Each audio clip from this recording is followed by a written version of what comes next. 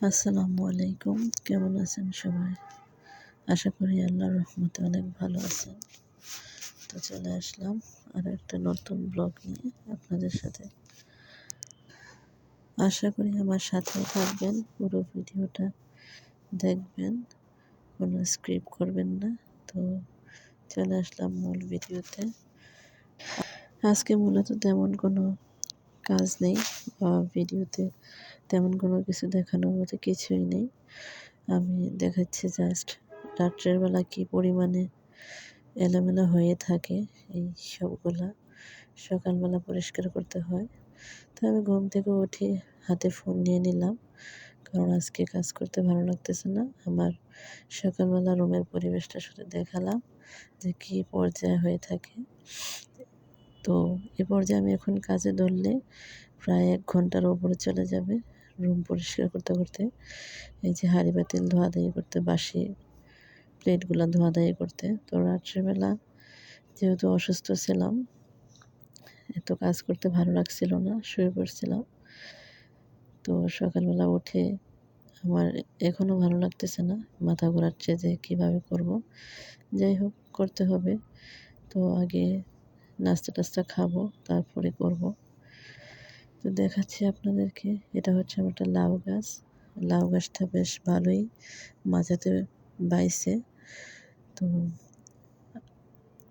আমি অবশ্য কুমিল্লার ভাষায় কথা বলি। আমি জানি না আপনার আমার ভাষায় কোনো সমস্যা হয় কি না। যাই হোক, যদি সমস্যা হয় কমেন্টে জানাবেন। তো এটা হচ্ছে আমার হলুদ বাগান, এক সাইডে হলুদ বাগান, আর এই যে মশারির নিচে হচ্ছে টমেটোর বীজ। এগুলো হচ্ছে আমার মুরগি। সকালবেলা ওদেরকে ছেড়ে দেওয়া হয়েছে যে ওরা আমার বাগানে চলে আসছে। আর এটা তো সবাই চেনেনি, সেই বিখ্যাত পাট শাক। আর পাট শাকের সাইডে পেঁপে গাছ দিয়ে জড়ানো। তো এটা মূলত পালং শাক বুনছে। পালং শাক এখনও আসে নাই, যখন আসবে তখন একদিন ভিডিওতে শেয়ার করব। আর আমার আপুরা দেখি যে অনেক সুন্দর সুন্দর পালংয়ের ভিডিও দেয়, পালং শাকের। ভালো লাগে আমার কাছে। তো চেষ্টা করবো একবার আপুদের মতন ভিডিও বানাতে। এবার যে আমার রুমের পেছনে গতকালকের ভিডিওতে আপনারা যারা দেখেছেন যে কচুরিপানা তুলতেছে, তো এটা হচ্ছে কচুরিপানার পুকুর। আমি একটু পার থেকে দেখানোর চেষ্টা করতেছি। এখান থেকে আমি কচুরিপানা নিয়ে আসি আমার হাঁসগুলোর জন্য।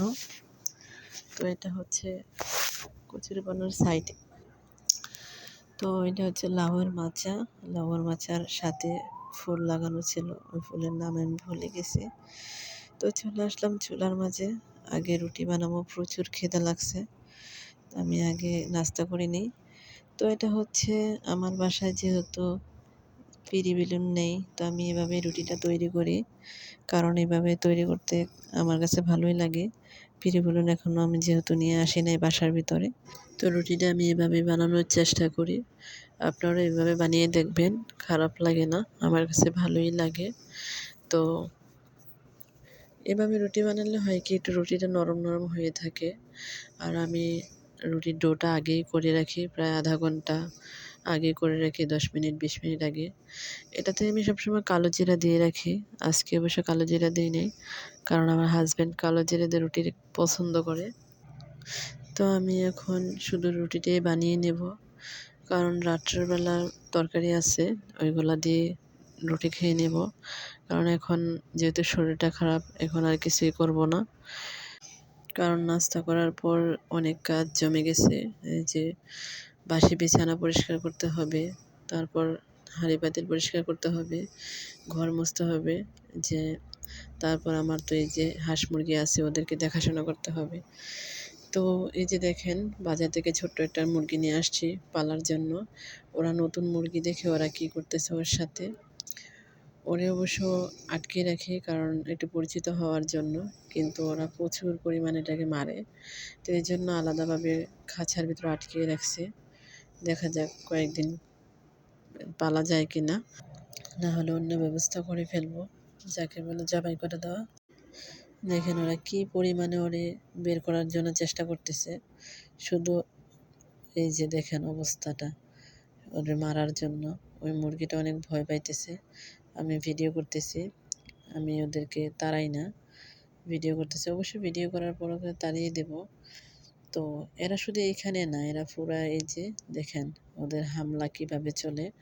ওরা সবসময় রুমের ভিতরে থাকবে, কিন্তু আমার মুরগিগুলো এমনিতে অনেক ভালো আছে, রুম ময়লা করবে না।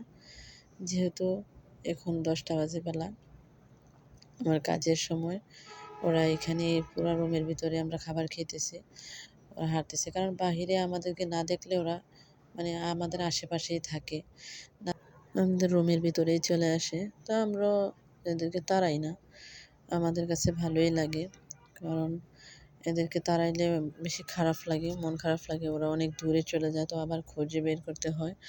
আর শহরের ভিতরে খুঁজে পাওয়া তো অনেক মুশকিল হয়ে যায়। ওদের অনেক পছন্দের জায়গা হচ্ছে এই যে এটার উপরে বসে থাকা, এটার উপরে থাকা। ইচ্ছে করলে এটা এই জায়গা থেকে সরাইতে পারি, কিন্তু ওরা যতদিন আছে এই জন্য সরাবো না।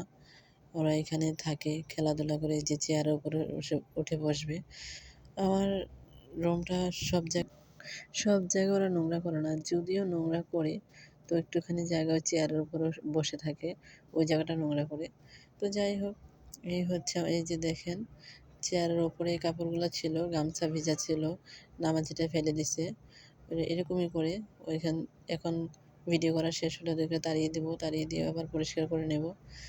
তো ভালো লাগে একটা পোষা প্রাণী পাললে, যখন লালন পালন করি নিজেদের সাথে এভাবে থাকে, একদম পোষা হয়ে যায়, তখন ভালো লাগে। আর কিছু হয়ে গেলে তো অনেক মন খারাপ হয়। তো এই হচ্ছে আজকে আমার সারাদিনের ভিডিও। আমার ভিডিও যদি কারো ভালো লাগে থাকে, আমার নতুন বন্ধুদেরকে বলছি তোমাদেরকে অনেক অনেক ধন্যবাদ। আর পুরনো বন্ধুরা তো আছেই। আর এই যে আমার ভাগনা, আমার বড় বোনের ছেলে, ওর স্কুল আজকে বন্ধ ছিল, তো বড়শি দিয়ে মাছ ধরতেছে। এই যে অনেক দুষ্টামি করতেছে। তো আমাকে ফোন দিয়ে বলে যে আন্টি আমি মাছ ধরতেছি, তোমাকে মাছ ধরার ভিডিও দিতেছি। তো আমি দেখে তো অবাক, ও মাছের প্রতি এত নেশা। আরেকটা জিনিস, ও ঘুড়ি ওড়ায় আর র্যাকেট খেলে, এই 3টা জিনিস ওর অনেক বেশি পছন্দ। আর কোনো জিনিসই না। এই যে মাছ ধরে ফেলছে, মাছ ধরার পর বলতেছে এটা আমি নেব, এটা আমি নেব। তো ও যে গামলা নিয়ে আসছে, ওই মাছটাকে এখানে রাখবে। ওর কাজে একটা ছোট ছোট মাছ ধরে বালতিতে বা গামলাতে জিয়ে রাখে, এমনি অনেকক্ষণ যাবত থাকে। তো ওই দিক দিয়ে ওরা মাছ ধরার প্ল্যান করতেছে। এটা নিয়ে এখন কিছুই করবো না, শুধু গামলাতে অনেকক্ষণ ভিজিয়ে রাখবে, তারপর আবার এনে ছেড়ে দেবে। তো এই যে পুকুরের মাছ তুলছে, পুকুরের মাছ তোলার পরে এই মাছগুলাই মানে ভাগে পড়ে যায়, ভাগে পড়ছে মাছগুলা। তো আমাকে দেখাইতেছে। তো আমি বলছি যে আমাকে ভিডিও করে পাঠাই দাও। তো আমার বোন ভিডিও করে পাঠাই দিছে, যদিও এটা আমার ভিডিও না, আমার বোন পাঠাইছে ভিডিওটা। তো এই মাছগুলো দেখে অনেক বেশি লাগতেছে, ভালো লাগতেছে, কারণ দেশি মাছ, ওদের পুকুরের মাছ। এই যে এখানে বেছে বেছে ছোটো মাছগুলো আলাদা করতেছে, পোনা মাছগুলো আলাদা করতেছে।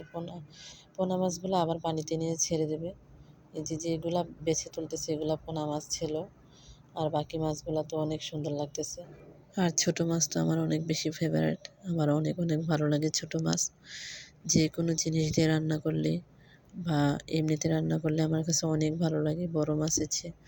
ছোটো মাছটা একটু বেশি পছন্দ করি, যদিও কাটতে ঝামেলা, তারপরেও ভালো লাগে। তো আমার ভিডিওটা আজকে এখানেই শেষ করে দিলাম। তো আমার ভিডিওটা যদি কোথাও ভালো লেগে থাকে তো লাইক, কমেন্ট, সাবস্ক্রাইব করবেন। আর আমার বন্ধুরা তো কমেন্ট করতে ভুলে যায়। তো আল্লাহ হাফেজ, আসসালামু